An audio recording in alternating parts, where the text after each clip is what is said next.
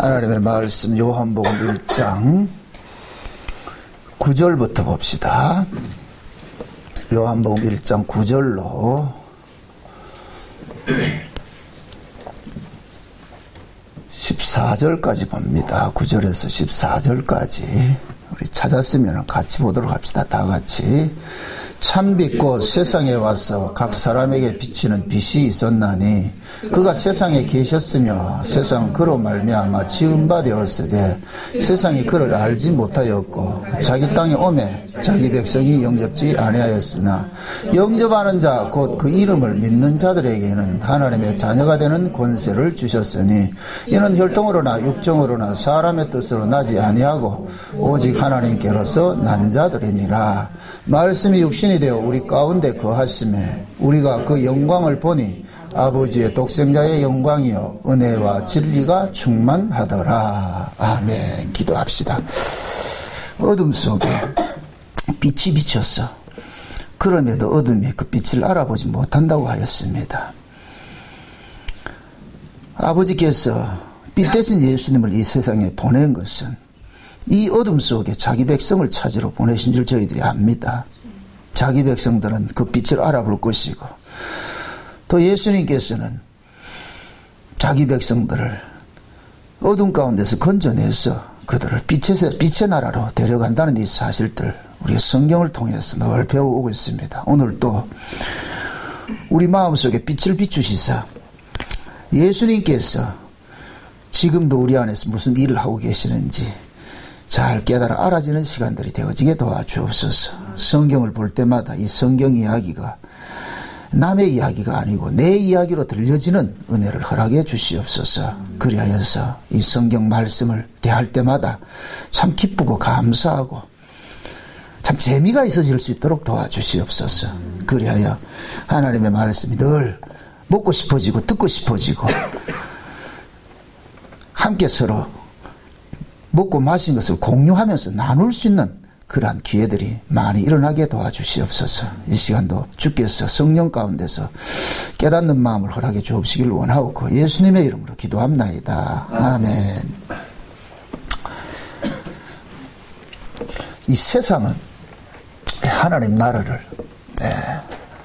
설명하기 위해서 이렇게 만들어졌습니다. 그래서 히브리서 11장에 보면은 보이는 것은 보이지 않는 것으로 말미암았다. 말이 안 맞는 것이 보이지 않는 것으로 말미암았다. 그러니까 보이지 않는 세계가 분명히 있는데 그 세계가 단지 우리가 못 볼 뿐이지 존재하고 있다는 얘기잖아요. 그죠? 그래서 믿음이 오면은 믿음으로써 보이지 않는 그 세계를 보게 되는 거예요. 이 보이는 세계를 가지고서 보이지 않는 세계를 보게 되는 거예요. 그래서 천국과 이 세상 나라는 상대적으로 와 있는 거예요. 상대적으로. 하나님 나라를 영생하는 나라라 그러잖아요. 그 영생하는 나라일 것 같으면 영생을 설명하기 위해서는 반드시 시작과 끝이 있는 나라가 있어야 되잖아요. 그죠? 무한을 설명을 하려면은 유한이 있어야 되잖아요. 그죠? 영생하는 하나님이 계실 것 같으면은 죽는 피조물이 있어야 되잖아요. 그래서 창조주와 피조물도 짝이고 하나님 나라와 이 세상도 짝이고 이거 서로 드러내기 위해서 있단 말이죠. 그래서 하나님께서 이 세상을 어둠에 가둬놓은 것은 빛을 설명하기 위해서 그러는 거예요. 빛을 설명하기 위해서. 그 빛이 빛으로 드러나기 위해서 어둠을 이용을 하는 것이죠. 이용을 한단 말이에요. 그래서 예수님께서 이 땅에 오신 것은 빛으로 오셨다. 그래서 세례 요한은 좀 계속해서 뭡니까? 예수님을 빛이라 그렇게 하잖아. 빛을. 그래서 세례 요한이 뭐라 그래요? 나는 빛이 아니고 빛에 대해서 증거하러 온 사람이다. 빛에 대해서 증거하러 온 사람이다.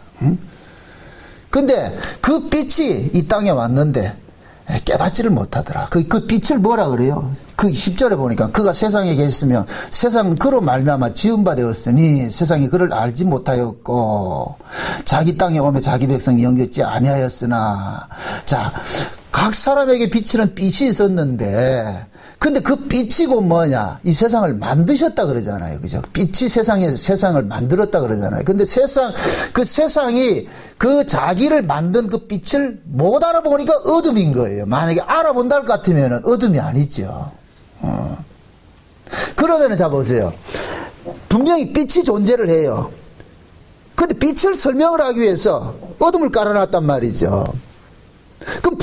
그런데 이 어둠 속에 누가 있느냐면은 하나님의 백성들이 있는 거예요. 빛의 아들들이 있는 거예요.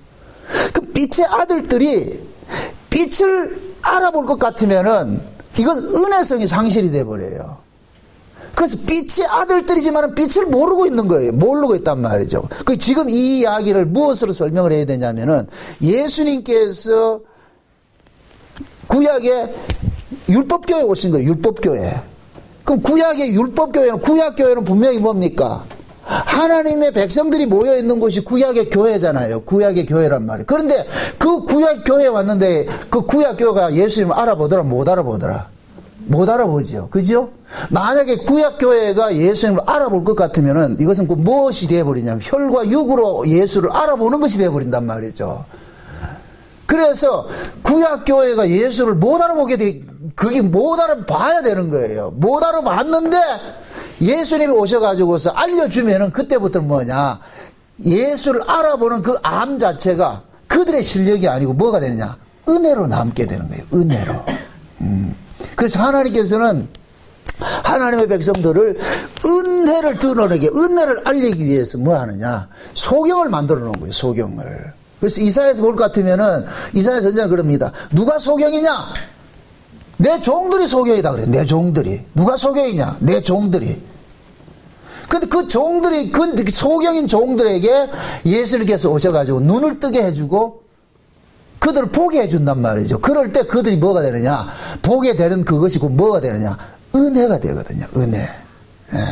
그래서 하나님께서는 이 땅에 하나님의 나라에 대한 것들을 남겨주고 싶은데 그 하나님의 나라의 그 속성이 뭐냐면 은혜란 말이죠. 은혜. 예. 그래서 자기 백성들을 하나님께서 예수 그리스도를 알아보게 하는 그 일들을 벌리신 거예요. 벌리셨단 말이죠. 그러니 보세요. 하나님께서 지금 뭡니까? 이 세상을 전제로 까는 것이 뭐라 그랬어요? 어둠이라 깔았잖아요. 어둠이라고. 그죠? 어둠이라고 이렇게 깔아놨단 말이죠. 어둠이라고 이렇게 한다는 얘기는 이 세상이 깜깜하다 그런 얘기가 아니고 영적인 어둠을 말하잖아요. 그죠? 어둠이 뭐냐? 하나님을 모르면 어둠이에요. 하나님을 모르면 어둠이란 말이죠. 그러면은 모든 피조물 인간들은 다 하나님 나름대로 하나님을 알고 있다니까. 하나님 나 알고 있다니까. 나름대로. 그래서 세상에 믿지 않는 사람들도 다 무슨 얘기를 해요? 하나님 이야기하죠. 창조주 이야기라고 한단 말이죠. 근데 그들이 알고 있는 그 하나님이 성경이 말하는 그 하나님이냐? 아니거든요. 그게 우리가 성경을 모르면 하나님을 알 수가 없어. 왜 그러냐면은 하나님은 하나님 스스로를 계시를 해줄 때 우리가 하나님을 알 수 있단 말이죠. 그럼 이 역사 속에 하나님을 알 수 있는 인간이 있다 없다? 없죠. 그래서 하나님께서는 구약에 이스라엘의 조상인 아브라함을 찾아가는 형식으로 성경을 이렇게 이야기를 하고 있는 거예요. 하나님이 아브라함을 찾아갔을 때 비로소 아브라함은 누구를 알게 되느냐? 하나님을 알게 되는 거예요. 이렇게 될 것 같으면 아브라함이 기존에 알고 있던 그 하나님은 뭐로 드러나는 거예요? 가짜로 드러나겠죠. 가짜로. 응? 그러면은 그 아브라함의 후손이 이스라엘이란 말이죠. 그러면은 온 세상에 여러 민족이 있지만은 진짜 하나님을 아는 민족은 누구만이냐? 이스라엘만 하나님을 아는 민족이 되는 거예요. 이렇게 될 때 이스라엘은 뭐냐? 온 세상 속에 뭐가 있냐? 빛으로 존재한다는 게 빛으로. 그래서 하나님이 아브라함을 처음 부를 때 그러잖아요. 누구든지 너를 축복하는 자에게 내가 축복하고 너를 저주하는 자에게 저주한다 그러죠. 너를 영접하면 복 받는 것이고 영접지 않는 자는 저주받는다 그러잖아요. 왜 하나님께서는 아브라함을 선택을 해서 그렇게 얘기를 해요? 복의 기호가 되고 저주의 기호로 이렇게 삼습니까? 이제부터는 아브라함을 통해 가지고서 하나님을 이 땅에 드러내는 일을 하기 때문에 아브라함이 만난 그 하나님만이 진짜 하나님이 되는 거예요. 여기 보세요. 모두가 모르는데 아브라함 혼자 하나님 만났다. 기쁠까요? 슬플까요?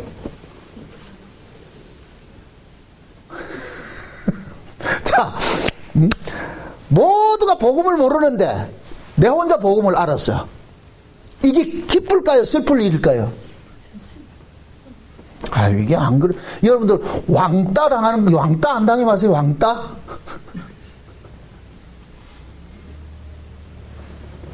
왕따라는 것은 뭐냐? 따돌림 당하잖아요. 다 어둠인데 혼자 빛이랄 것 같으면 이건 따돌림 당하는 거예요. 이게 죽을 일이라니까. 여러분들 복음 안다고 해서 너무 희당락거리는데 이게 죽을 일이라니까. 이게 종말에는 복음으로 안다는 자체가. 왜? 모르는 사람이 훨씬 많은데, 모르는 사람이 훨씬 많은데. 그래서 진짜 복음을 가지고 있을 것 같으면 하나님께 속한 사람들은 이 땅에서 뭐를 드러나느냐? 이단으로 드러나게 된다. 이단으로. 이단 소리 듣고 싶어요? 안 듣고 싶죠? 그럼 안 들으려면 복음 안 하면 돼. 좀 생각해 보세요. 전부 어둠이라 그래놓고 예수만 빛으로 왔어. 예수 안 죽고 안 되지. 안 죽고 못 베기지, 이게. 당연히 죽어야죠. 그러면은 예수를 죽임으로 인하여서 이들이 뭐냐? 예수님께서 빛으로 왔는데 이 세상에 예수님 오셔가지고 어둠이라 그랬거든요. 그러니까 이 어둠들이 우리가 왜 어둠이야? 우리 어둠 아니야? 이렇게 했단 말이죠. 근데 예수님께서 빛이라고 하니까 이 예수를 죽임으로 인하여서 스스로가 뭐가 되냐? 우리가 어둠이었구나라는 것을 드러내게 돼버린다니까. 빛을 죽임으로 인하여서. 그러니까 하나님께서 예수님을 참빛으로 이 땅에 보낸 것은 결국 예수님은 죽임 당하도록 보내놨고 예수님의 죽음을 통해 가지고서 너희들이 진짜 어둠이라는 것을 고발하는 일들을 해버린단 말이죠. 고발하는 일들을. 그것도 누구 손에 죽임 당하게 만들고 자기 백성들 손에 죽임 만들고. 그래서 자기 백성들은 뭐냐? 우리가 어둠이었구나. 우리가 어둠 맞네. 이거 안다니까. 우리가 내가 죄인인 줄 알려면은 의인을 만나봐야 죄인인 줄 알아요. 내가 죄인인 줄 알려면은 죄인과 죄인끼리를 하면은 모른다니까. 똑같은가? 그래서 의인을 만나봐야 돼. 그 의인이 누구냐? 예수님이라니까.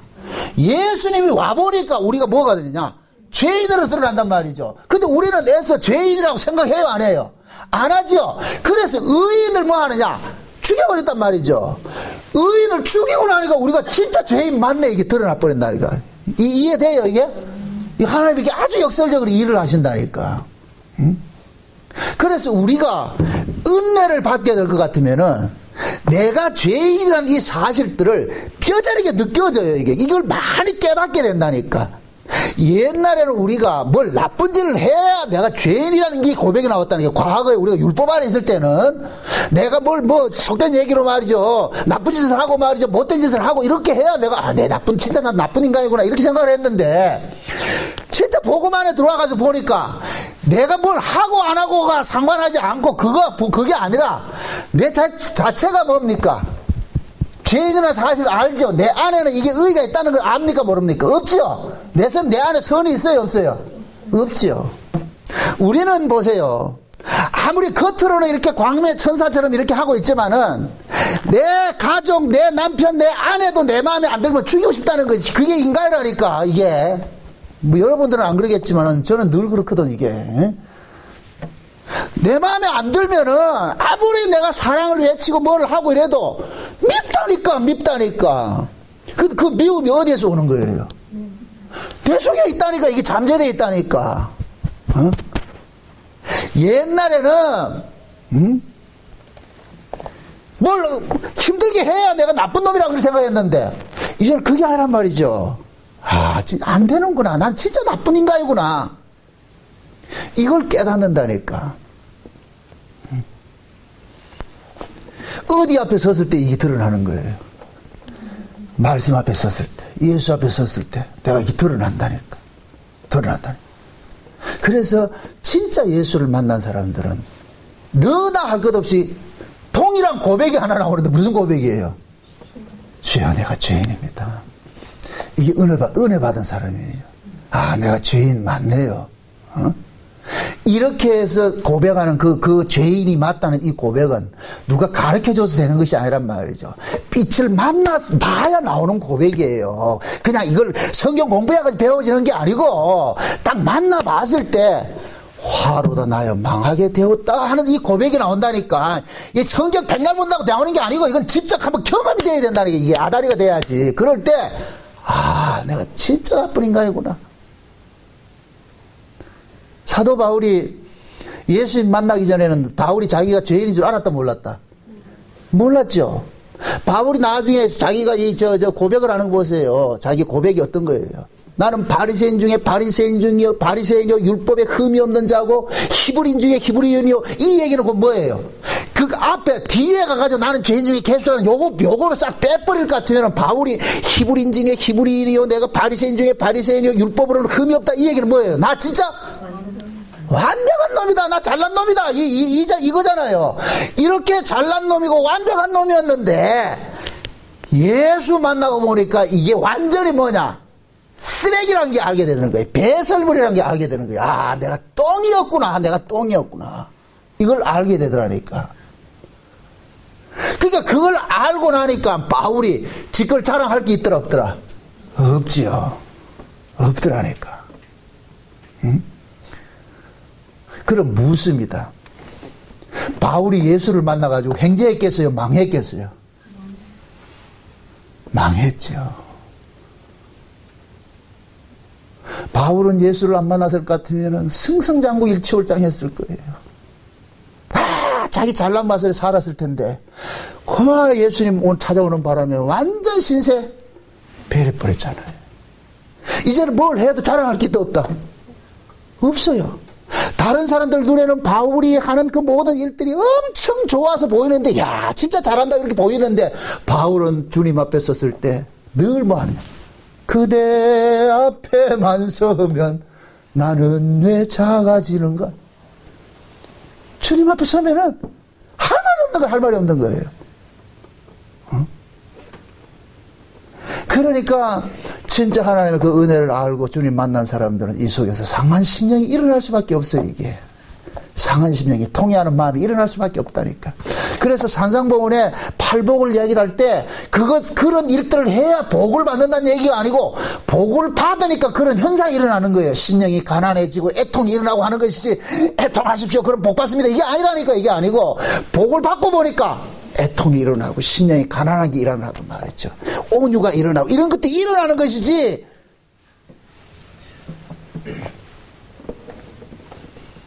그래서 신앙이라는 것은 주님을 만나고 주님 앞에 내가 완전히 굴복당했을 때부터 시작이 되는 거예요. 그때부터. 그러니까 신앙은 어떤 모습을 하느냐. 날마다 자기가 뭘 하느냐. 부인되는 것으로 드러나는 거예요. 신앙이. 그래 여러분들의 신앙의 경륜이 깊어지면 깊어질수록 자기 부인이 점점 마음이 일어나줘야 된다니까. 나 잘났다는 건 그건 지금 아직 신앙이 지금 초입에도 못 들어갔어요. 그 초입에도 못 들어갔다니까. 깊이 주님의 그 빛 가운데 들어가 보세요. 빛에 확 들어갈 것 같으면 내가 보인다 안 보인다? 안 보이죠? 진짜 여러분들 빛을 만날 것 같으면 며칠 전에 눈이 아파가지고서 안과에 갔어요. 안과에 갔는데 눈을 이렇게 검사하더니까 강한 빛을 확 쏘니까 이게 눈을 떴는지 감았는지 이게 안 보여. 이게 막 딱 쏘니까 그때 순간적으로 팍 쏘는데 이게 뭐 검사한다고 쏘는데 멀어버려요. 소경돼 버린다니까. 그래서 난 바울이 다메섹에 주님 만나고 나가지고 소경됐죠. 그 누구를 만났다는 얘기예요? 뭘 만났다는 얘기예요? 빛을 만난 거예요. 빛을. 그 빛을 보니까 소경돼 버리는 거예요. 빛 앞에서 보니까. 이건 곧 뭐냐? 진짜 주님 앞에 설 것 같으면은 내가 할 말이 없습니다. 할 말이 없습니다. 그래 지금 보세요. 이 세상 자체가 어둠이 있는데 전부가 어둠이에요. 예수를 몰라봐요. 어둠은 다른 게 아니고 예수를 모르면 어둠이에요. 예수를 모르면 어둠이란 말이죠. 그런데 이 세상 속에 예수를 알아보는 사람이 있는 거예요. 그럼 묻습니다. 예수님 자체가 오신 것이 누구 찾으러 왔어요? 자기 백성 찾으러 왔죠. 그죠? 자기 백성. 그럼 예수님이 뭐로 오셨어요? 빛으로 오셨죠. 빛으로. 그럼 빛이 예수님이 자기 백성일 것 같으면 빛의 백성일 것 같으면 누구겠어요? 빛의 아들들이죠. 근데 그 빛의 아들들이 지금 어디에 있어요? 어둠에 가둬 있죠. 여기 창세기 1장 2절의 모습이에요. 창세기 1장 2절에 뭐예요? 흑암과 혼돈과 공허와 기쁨 속에 있는데 그 위에 뭐가 운행을 해요? 하나님의 신이 운행하죠. 하나님의 신이 운행하는데 그 흑암 속에 지금 누가 있느냐? 빛이 있는 거예요. 빛이 분명히 빛은 빛인데 어둠에 가려져 있어. 흑암에 가려져 있어. 그래서 하나님께서 그 어둠에 가둬져 있는 빛을 뭐 합니까? 불러내는 것이 되어버리죠. 이게 구원이거든요. 구원. 에? 누구를 걸러낸다? 빛을 만든다. 빛을 불러낸다. 불러내는 거예요. 쉬운 얘기로 보석인데 이 보석이 뭐가 가려져 있어? 흙이 잔뜩 가려져가 있어. 여러분 골동품 뭡니까 옛날 보물섬 같은데 볼 것 같으면은 어디 신안 앞바다 그거 같은 옛날 고려 청자 같은 게 이렇게 찾아올 때 어떻게 합니까? 그 청자에 뭐가 잔뜩 붙어 있어요? 오만 것들이 막 붙어 있잖아요. 겉에서 봤을 때는 안다 모른다? 모르죠? 그럼 골동품 아는 사람들은 그걸 보고 찾아내가지고 어떻게 합니까? 그걸 딱 뺏겨내니까 뭐가 들어요? 골동품 그대로 쫙 드러나잖아요. 운행이 드러나잖아요. 그거 똑같은 거예요. 지금 우리가 그런 거예요. 하나님의 자기 백성들이 원래 빛인데, 빛의 아들들인데, 어둠이 떡지떡지 해가지고 지금 가려져 있어. 그 빛을 모르는 거예요. 못 보는 거예요. 그런데 그 빛은 기가 막히게 찾아내는 분이 있어. 누구예요? 예수님이죠. 예수님이네. 빛과 빛은 통한다, 안 통한다? 통하죠. 그래서 예수님께서 빛으로 딱 오셔가지고서 예수님 아는 거예요. 저놈이 빛인지 아닌지. 지금 비록 껍데기가 막 뒤집어 쌓여져 어둠에 쌓여 있지만은 예수님 아신다니까. 응? 그래서 그 속에서 뭐하냐? 그 빛에 어둠에 쌓여 있는 그 빛의 아들들을 자기 이름 부르듯이 불러내는 거예요. 이게 요한복음 10장에서는 목자가 양을 뭐한다? 다 찾아보세요. 10장 한번 찾아보세요.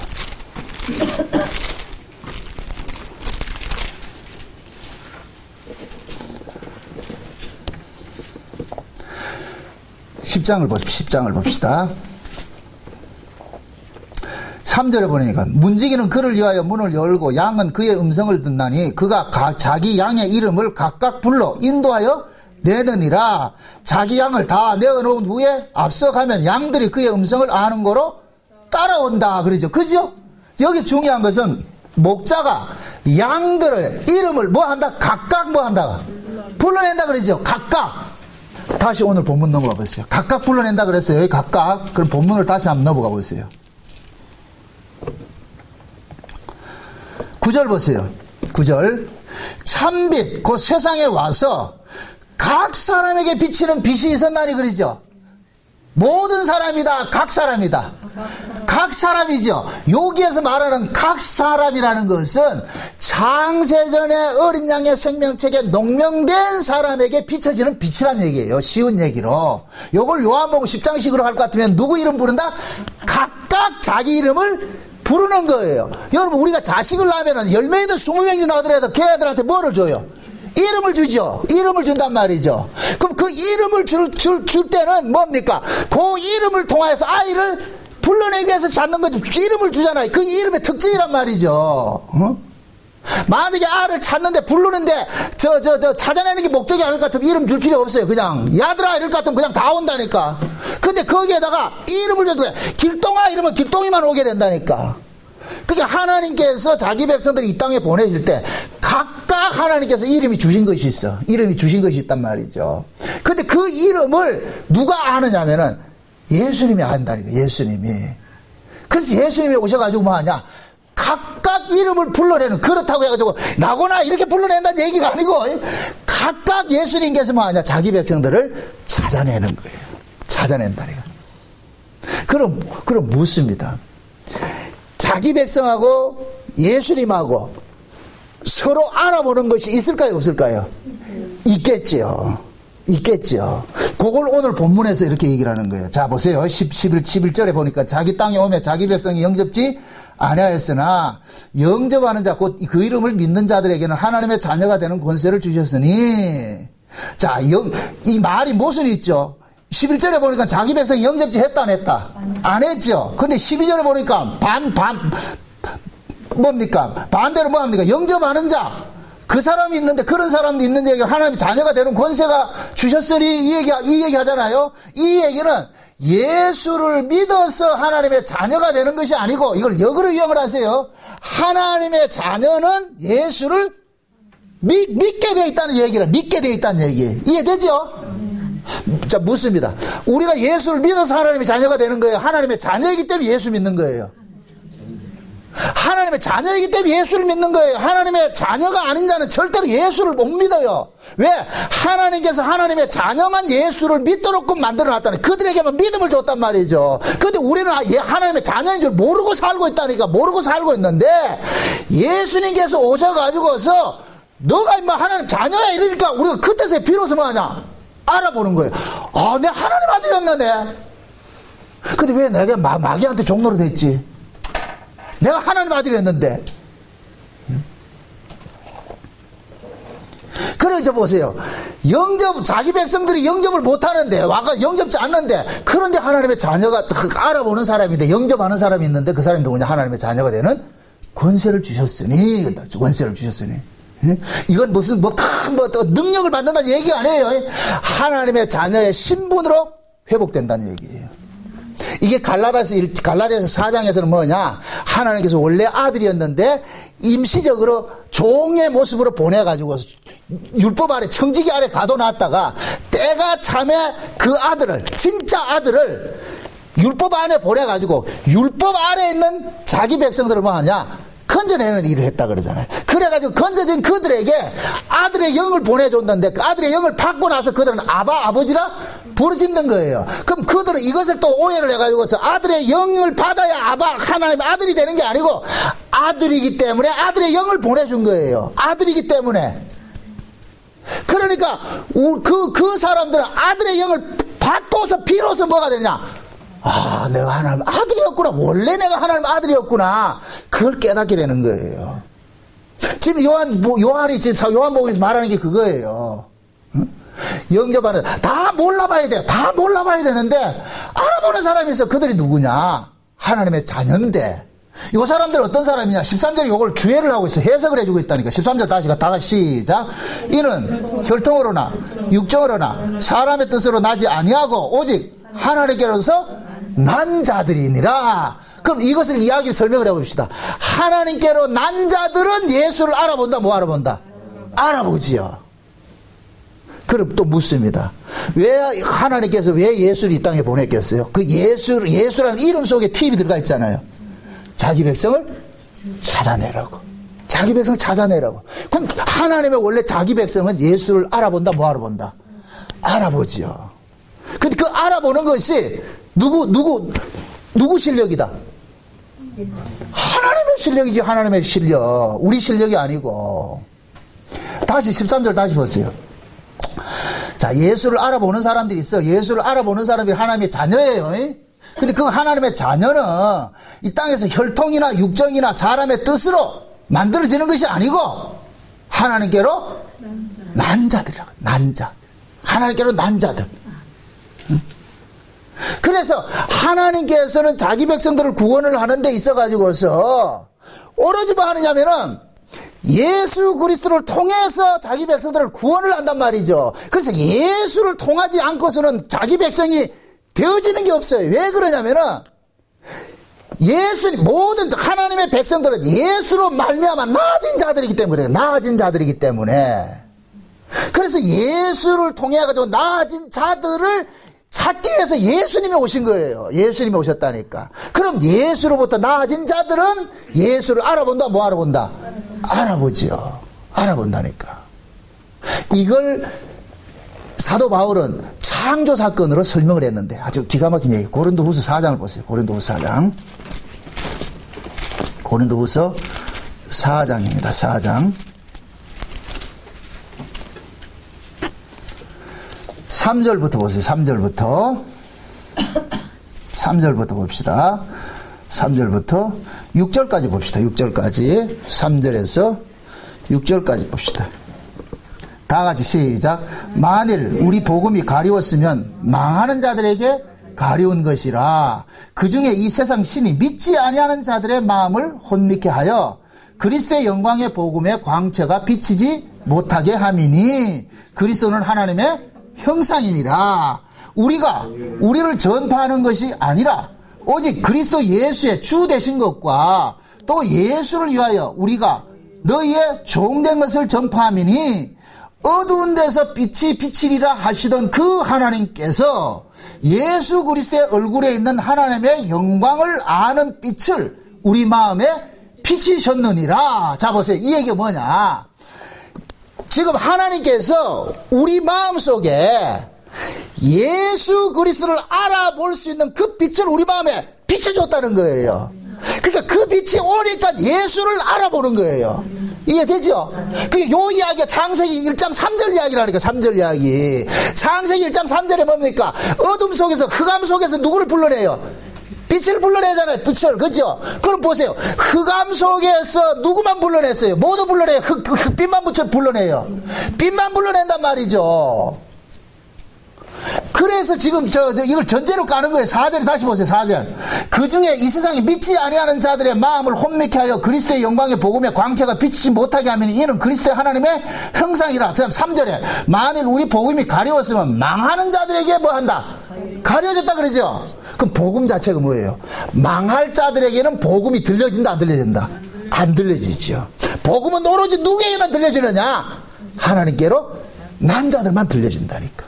그게 똑같은 설교를 했는데도 하나님께로 난 자가 아닌 사람들은 뭐냐? 안 들려지는 거예요. 그게 안 들려진다니까. 그게 하나님께 난 사람은 들려지고. 지금 이해돼요? 그러니까 복음이 들려지는 것을 지금 저 사도 바울은 뭐를 하느냐? 하나님께서 예수 그리스도의 그 복음이 들려지도록끔 하나님이 너희 속에 빛을 뭐 했다? 비춰줬다는 거예요. 그렇게 표현을 하는 거예요. 이해돼요? 그래서 바울은 이걸 창조 이야기를 하는 거예요. 우리가 예수를 믿는 것을 창세기 1장의 창조와 같은 모습으로 이야기를 하는 거예요. 창조 자체가 뭐예요? 창조주가 나아줘야 창조가 되는 것이잖아요. 그죠? 그래서 우리가 구원을 받는 것은 우리에게는 요만큼이라도 공로가 있다 없다? 없죠. 왜 이런 설명을 하느냐? 사도 바울이 왜 이런 설명을 하느냐? 너희들이 복음 안다고 자랑하지 말라는 거예요. 너희들이 아는 그 복음은 하나님께서 너희 안에 빛을 비춰줬기 때문에 그 복음을 아는 것이지.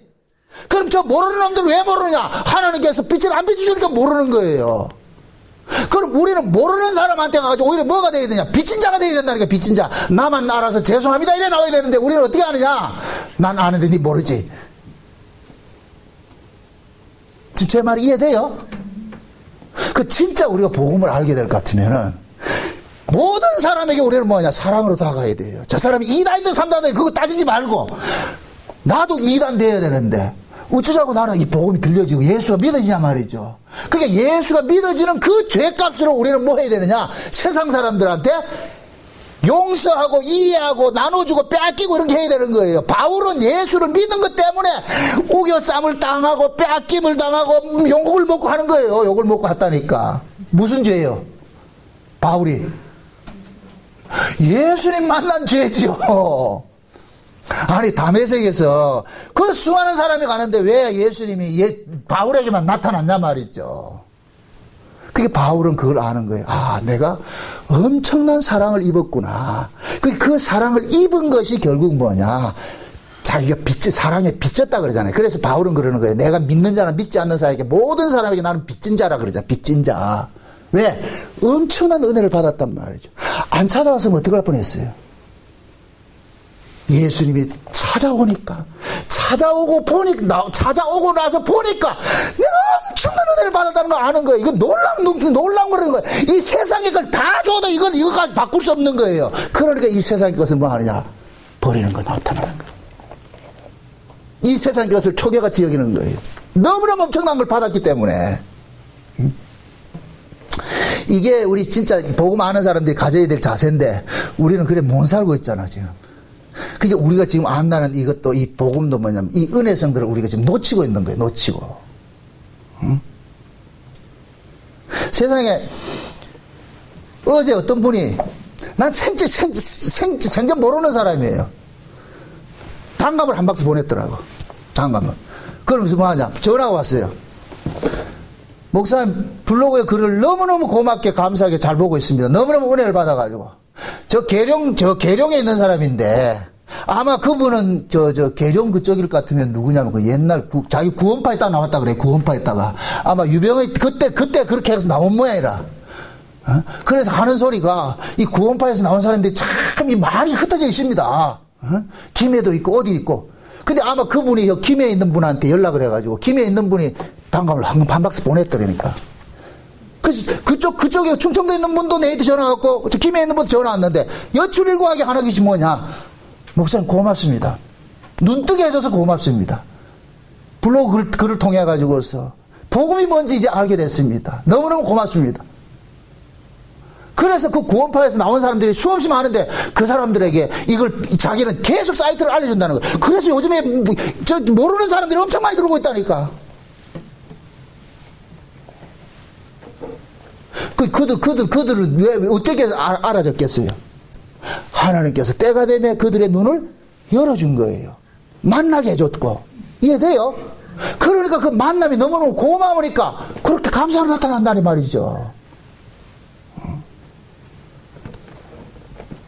지금 이 고린도 후서의 이 말씀을 여러분들이 곰곰이 한번 생각해 보세요. 다시 3절 보세요. 만일 우리 복음이 가리웠으면은 이 복음이 가리웠다. 복음이 안 들려지는 것은 누구에게만 안 들려주느냐? 망하는 자들에게는 안 들려진다는 거예요. 망하는 자들에게는. 그 망하는 자하고 흥하는 자를 누가 결정합니까? 하나님이 결정하잖아요. 그럼 분명히 망하는 자가 있고 흥하는 자가 있어요. 그럼 하나님께서는 망하는 자를 우리 곁에다 세워놓는다니까. 복음을 못 듣는 자를 우리 곁에다 세워놓는다니까. 그렇게 해서 복음이 우리가 들려진다는 것이 뭐냐? 엄청난 내가 은혜를 입고 있고 혜택을 입고 있구나를 알게 하기 위해서 복음 모르는 사람이 여기 옆에 서 있다니까. 그럼 우리는 어떻게 생각하냐면 그놈 잠깐만 배척을 했잖아요. 그런데 그러지 말란 얘기예요, 바울은. 어? 지금 고린도 교회가 그러는 거예요. 고린도 교회는 서로 지가 잘났다고 막 싸우거든요. 그러니까 그러지 말라는 거예요. 그 복음 모르는 사람들이 왜 모르겠냐? 하나님께서 그 마음의 빛을 주지 않았기 때문에 몰란 거고, 너희들이 아는 건 뭐냐? 하나님께서 너희들 속에 예수 그리스도의 그 영광을 아는 빛을 쏴줬기 때문에 알았다는 거예요. 그게 네가 자랑할 게 뭐가 있냐? 감사해야지. 그래서 오늘 본문에서도 그러는 거예요. 각 사람에게 비치는 빛이 있었다 그러는 거예요. 각 사람에게. 빛이 각 사람에게. 비춰줄 자에게만 비춰지는 거예요. 비춰줄 자에게. 그래서 예수님께서 오셔가지고서 아무나 구원을 시키는 것이 아니고 자기 백성을 찾아가서 자기 백성들만 구원을 시키는 거예요. 자기 백성들만. 응? 그래서 제자들도 12제자들도 예수님 처음에 따라다닐 때는 자기들이 우쭐했어요. 그래가지고서 뭐합니까? 이방인들이 누가 올 것 같으면 줄을 서시오 이래가지고 꼭 옛날에 허준이 그 영화 그 드라마 볼 것 같으면은 종이 앞에 서가지고 줄 세워가지고 그거 하잖아요. 그 또 와이로 먹어가지고서 말이죠. 뒷돈 챙기고 이렇게 하잖아요. 지금 그러는 거예요. 지금 제자들이 그랬다니까. 성경 볼 것 같으면 제자들이 예수님 계신데 다른 사람들이 이방인들이 와가지고 좀 이렇게 만나자 그러니까 안 된다 그러고 막 이렇게 하잖아요. 그러니까 예수님께서 어떻게 해요? 어? 내게 오는 걸 금하지 말라고 막 이렇게 하잖아요. 제자들 그렇게 특권의식을 가지고 있었어요. 근데 이 특권의식이 오순절 성령이 임하고 나니까 이 특권의식이 어떻게 돼버려요? 내려놔 버리잖아요. 아, 이건 우리가 특권을 누리기 위해서 이게 지금 구원을 받은 것이 아니고 이 놀라운 특권을 받았기 때문에 뭐 하느냐? 이제는 뭐 하냐? 봉사자가 되는 거예요. 봉사자가. 말씀에 수종드는 자가 되는 거예요.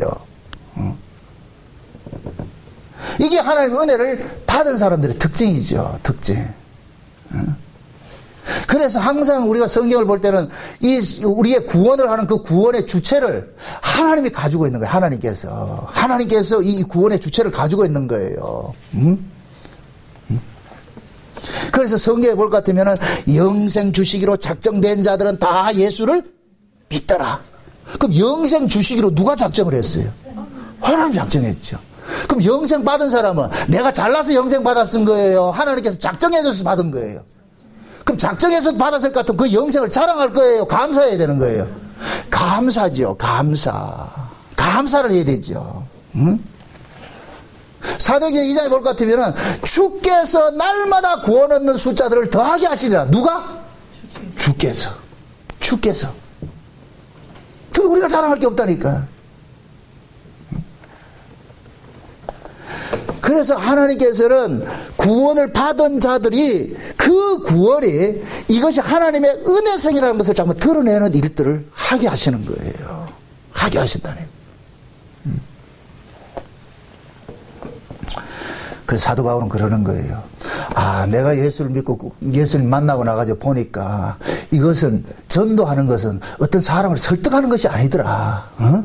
내가 뭐 어디 그 사람한테 말이에요 유창하게 말을 잘해가지고 어떻게 해서 되는 것이 아니더라. 그러니까 그 오늘 이 본문에서 뭡니까? 육정으로나 혈통으로나 사람의 뜻으로 나지 아니하고 이건 뭐냐? 인간 쪽에서 행하는 모든 것들 다 이야기를 하는 거예요. 어? 내가 열심히 공부해서 되는 것도 아니고 이것도 그렇다고 혈통으로 내가 좋은 가문에서 태어난다고 해서 되는 것도 아니고 그것도 내가 뭐 열심히 노력하고 충성한다고 해서 되는 것도 아니고 배워서 되는 것도 아니고 이건 오로지 하나님께로 난 잘해야 되는구나. 응? 그래서 바울이 그러는 거예요. 내가 복음을 전하는 것은 전도의 미련한 것으로 내가 전한다 그러잖아요. 미련한 것. 그 미련한 것이 뭐냐? 인간의 지혜로 하지 않는 거예요. 그래서 바울은 뭐 전도한 것은 다른 거 없어요. 예수를 자기가 어떻게 만났느냐를 이걸 증거하는 거예요. 그게 사도행전 역사를 볼 것 같으면은 바울이 그러잖아요. 내가 율법 아래 특심할 때에 저 다메섹에 내가 사람을 예수의들을 잡으러 가는데 정오에 어떤 빛이 비쳐가지고서 나를 꼬꾸라뜨리는데 내가 하도 이상해가지고 당신 누구요? 이렇게 하니까 그분이 뭐라 그래요? 네가 핍박한 나사렛? 예수라 그러단 말이죠. 내가 예수를 만나고 싶어서 만난 게 아니고 예수님이 찾아왔더라. 그러면서 하는 소리가 그 얘기를 하잖아요. 내가 여러분들에게 바라는 것은 내가 이 결박당한 거 이거 외에 결박당한 거 말고 여러분들에게도 예수님께서 찾아가지고 그 예수님이 나를 찾아왔듯이 그런 일들이 벌어지기를 내가 소망합니다. 소망한다니까. 바울은 그들에게 전도를 이게 여러분들이 이렇게 하면 예수를 이렇게 하면은 구원을 받고 예수 믿으십시오. 그게 아니고 구원이라는 것은 뭐냐? 내 의지와 상관이 없이 외부에서 침투오더라는 거예요. 하나님께서 강권적으로 침투오더라는 거예요. 그걸 설명하는 거예요. 이렇게 될 것 같으면은 하나님이 강권적으로 침투되지 않는 자들은 뭐가 되겠어요? 자연이 뭐가 되겠어요? 버린 자들이 돼버리죠. 버린 자들이 될 것 같으면 불타고 난다 안 난다? 나죠. 아니 요셉이 보세요. 야곱이 12아들이 있어요. 요셉만 꿈을 꿨거든. 요셉이 지가 꾸고 싶어도 꿨다. 하나님 꾸게 해줘서 꿨다. 꾸게 해줘서 꿨었어요. 그러니까 뭐하냐? 그 꿈을 꾼 자에게만 야곱이 뭐하냐? 색동저고리 입혀준다. 채색옷을 입혀준다. 나머지는 까만 무명 바지 입고 다니는데 요거 색동저고리 입으니까 요 무명 바지 입은 형들이 뭐라 그러겠어요? 이 새끼 니 뭐인데 니 혼자만 이거 입고 있어. 그러면 색동저고리 입는 순간부터 뭐가 되느냐? 미움의 대상이 되는 거예요. 바울이 보세요. 사도행전에 볼 것 같으면 바울이 그 총독 앞에 서가지고서 자기 간증을 하잖아요. 다메섹에서 일어났던 그 사건을 이야기를 하니까 거기 또 그렇게 뭐라 그래요? 이놈이 미쳤도다 그러잖아요. 미쳤도다. 감히 우리를 설득하려고 그런다 이러잖아요. 바울은 설득하는 것이 아니고 나 이렇게 만났습니다. 그게 바울은 자기 잘난 걸 이야기하는 게 아니에요. 하나님께서 이렇게 일을 해오시더라. 이렇게 일을 해오시더라.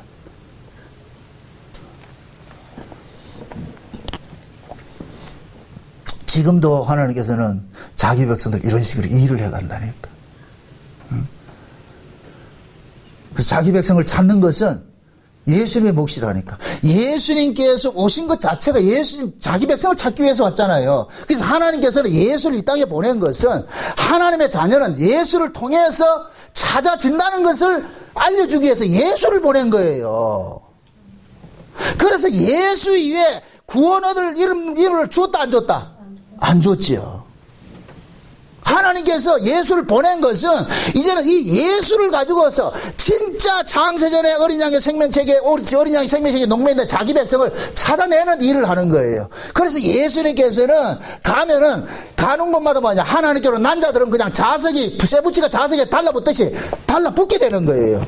달라붙게 된다니까. 이걸 예수님께서는 요한복음 10장에서 그러는 거예요. 목자가 양들을 우리에서 꺼내놓고 목자가 앞에서 가면은 양들은 그 목자의 음성을 아는 걸 어떻게 한다? 따라온다. 그런 거 따라온다고. 그래서 우리의 구원을 예수님께서 홀로 이루셨다는 것을 설명해 주는 것이 성경이라니까, 성경. 그 진짜 우리가 성경을 제대로 알 것 같으면은 내가 복음을 깨닫고 내가 예수를 믿는 걸 이걸 자랑할 것, 자랑이 안 나온다니까. 절대 신앙은 자랑을 하면 안 돼요. 자랑한다는 얘기는 지가 했다는 얘기거든요. 자기가 했다는 얘기도요. 감사가 나와야 돼. 감사. 여러분들이 신앙의 끝에는 반드시 감사의 자리로 가야 되는 거예요. 이 자리에 여러분들이 나온 것 자체도 뭐가 되느냐? 감사가 돼야 돼. 감사가 돼야 돼.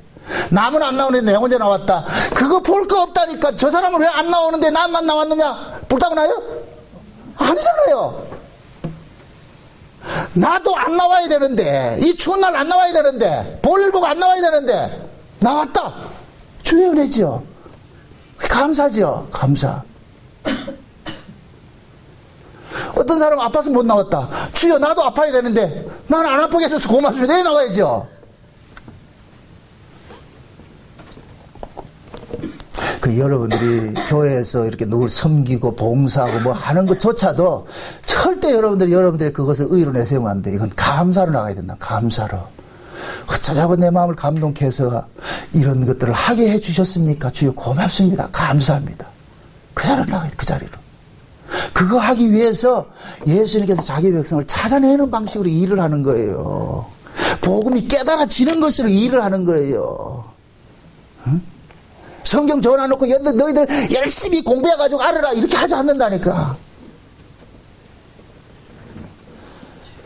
그러니까 우리의 어떤 신앙들을 자기의 어떤 행위를 가지고 설명을 하려고 하면 안 되죠. 그걸 증명하려고 하면 안 되죠. 그러니까 신앙생활은 뭐이다? 자랑하는 것이 아니고 어디 나가야 된다? 감사죠. 감사. 응? 그래서 그 감사를 알게 하기 위해서 성경을 통해서 깨닫게 해주는 거예요. 깨닫게 해주는 거예요. 봐라 이놈들아, 이 성경을 통해서 네가 어떻게 구원을 얻었는지 좀 깨달으라는 거예요. 깨달으라는 거예요. 그걸 좀 보라는 거예요. 보라는 거. 응? 그래서 에베소 2장에서 그래요. 구원은 구원을 얻은 것은 너희 것이 아니라 하나님의 선물이라. 선물로 주신 것은 자랑치 못하게 하려고. 응?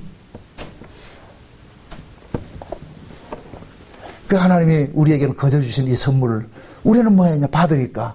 그 선물 받은 것에 대해서 그것이 너무 고맙고 감사하기 때문에 뭐 하느냐? 우리는 자기를 뭐냐? 희생하는 자리로 내가는 거예요. 헌신하는 자리로 나아가는 거예요. 그게 신앙이라니까, 그게 신앙. 그래서 로마서에 볼 것 같으면 1장에서부터 11장까지는 계속해서 너희가 어떻게 구원을 받았느냐에 대해서 교리적인 것을 쭉 설명해 놔놓고 12장에 들어가가지고 이제 교리를 아는 사람들, 너희가 어떻게 구원을 받았다는 걸 깨닫는 사람들은 어떤 삶을 사냐? 이 세대를 본받지 말고 마음을 새롭게 해서 뭐 하느냐? 날마다 내 몸을 뭐냐? 산재물이 되어가지고 하나님 앞에 드리는 것으로 살아가는 것이다. 이게 뭐이다? 영적 예배라 그러는 거예요. 영적 예배라고. 응? 그걸 강요하는 게 아니란 말이에요. 강요. 로마서 12장 이후의 이야기는 이렇게 하라는 이야기가 아니에요. 11장까지를 제대로 이해한 사람은, 먹은 사람은 12장 이후의 삶이 자동적으로 뭐 한다? 나타나게 돼 있는 거예요. 나타나게. 그래서 신약의 성경에 전부 명령법들이 하라 하지 말라는 것은 우리가 우리 행위를 도출하는 것이 아니고 그 은혜를 아는 사람은, 예수 그리스도의 십자가에서 그 피 흘려진 그 은혜를 아는 사람은 이런 모습으로 살고자 하는 지향성, 방향성이 나타난다는 거예요. 그걸 추구하게 된다는 거예요. 그래서 신약의 성경은 예수님의 십자가로부터 흘러나오는 거예요. 십자가로부터. 구약은 율법은 예수님의 십자가로 나아가는 것이지만은 신약의 성경은 예수님의 십자가로부터 흘러나왔다니까. 그러면 그 흘러나온 그 말씀을 가지고서 우리는 역초적에서 누구를 찾아보게 되느냐? 십자가를 바라봐야 되는 거예요. 아, 내가 저기에서 예수님의 죽으심으로 인하여서 내가 지금 이런 사람이 됐구나. 그러면 그 예수님의 죽으심 때문에 내가 살아난 것에 대한 감사와 기쁨이 뭐로 나타나느냐? 신약의 서신서의 삶으로 드러나는 거예요. 그래서 야고보서는 이런 삶이 안 나오는 놈은 가짜라 그러는 거예요. 가짜. 이해돼요? 그걸 만들어내라는 얘기가 아니고, 한국교회는 성화주의자들은 만들어내라 그러니까 문제지, 이건 만드는 게 아니에요. 감사고 사랑이고 이런 것들을 우리가 만들어지는 게 아니라니까. 여러분들 누구 사랑하라고 해서 사랑이 돼요? 사랑은 나도 모르게 그냥 되는 거예요. 그냥 되는 거예요. 거기에 왜 사랑해요? 말이 나온다 안 나온다? 딱 하나 있잖아. 하나. 그냥 좋아. 드라마 같은 데 볼 것 같으면 엄마가 말이죠. 저 며느리감 데리고 온 것 같아. 엄마 마음에 안 들잖아요. 그러면 아를 나무래잖아요. 닌 쟤가 뭐가 그래 좋은데. 그럼 뭐라 그래요? 그냥 좋아. 방법이 없어. 그냥 좋은데 어떡하고 그냥 좋은데. 나는 그냥 좋은데 엄마는 시통해 가지고 평생 동안 굶어가잖아. 그게 결국 뭐냐? 응?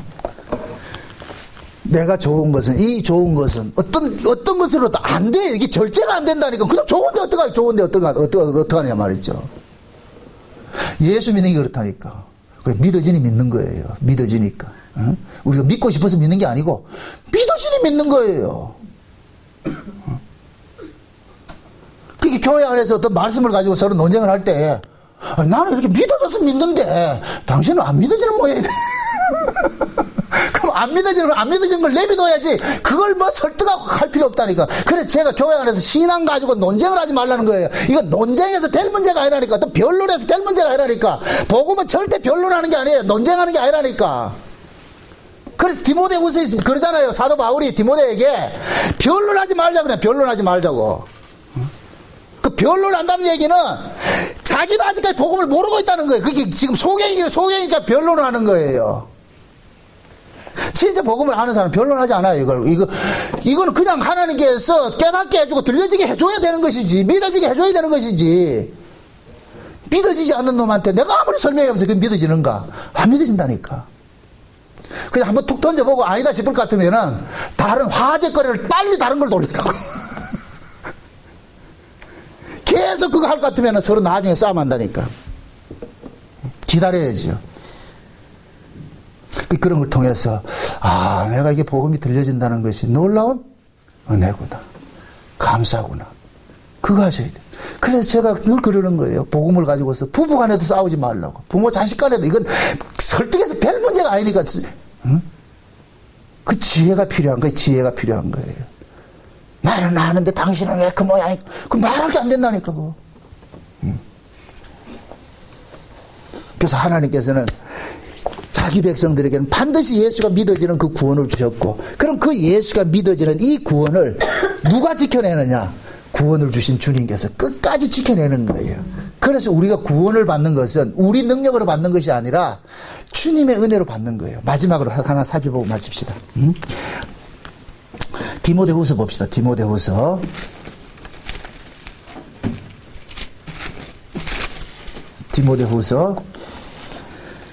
4장 18절입니다. 4장 18절.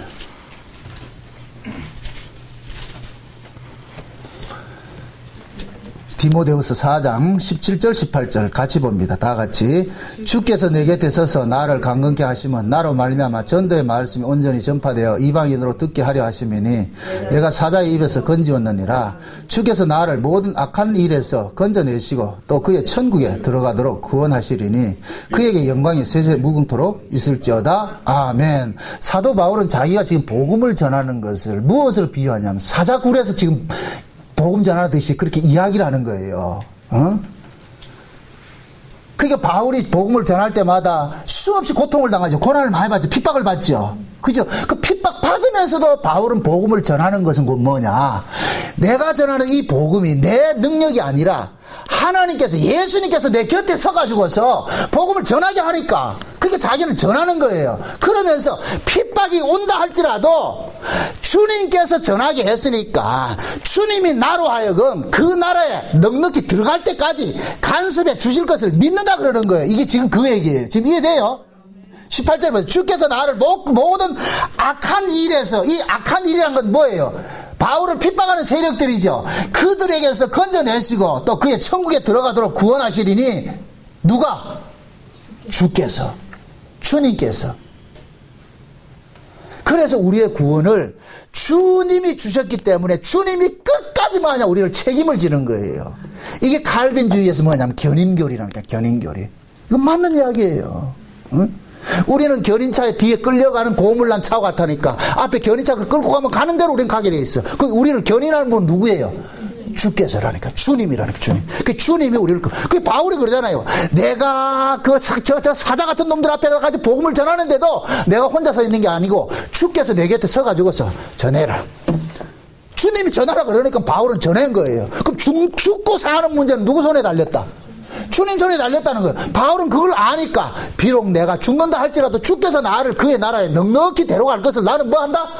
믿는다 그러는 거예요. 지금 이 얘기를 누구한테 이야기하는 거예요? 디모데에게 하잖아요. 디모데에게. 디모데가 지금 뭐예요? 목사잖아요. 디모데 목사, 젊은 목사잖아요. 야야 네가 목회를 하다 보면은 수많은 사자 같은 놈들이 있을 것이다. 그러나 그 놈들이 너를 공격한다 할지라도 주께서 너 옆에 딱 서 계셔가지고 너로 하여금 넉넉히 하나님 나라 데려가니까 죽더라도 염려하지 말아라. 그 소리, 그 소리. 그럼 이 이야기가 지금 우리가 읽고 있을 것 같으면 이 이야기가 디모데에게만 한 이야기예요? 우리에게 한 이야기예요?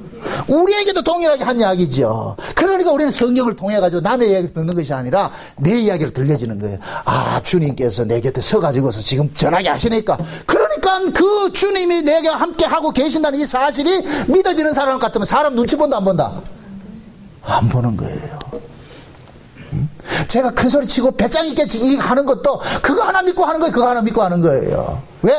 날 구원하시는 분은 여러분이 아니고 누구기 때문에? 주님이기 때문에. 그 사람 눈치 볼 거 없죠.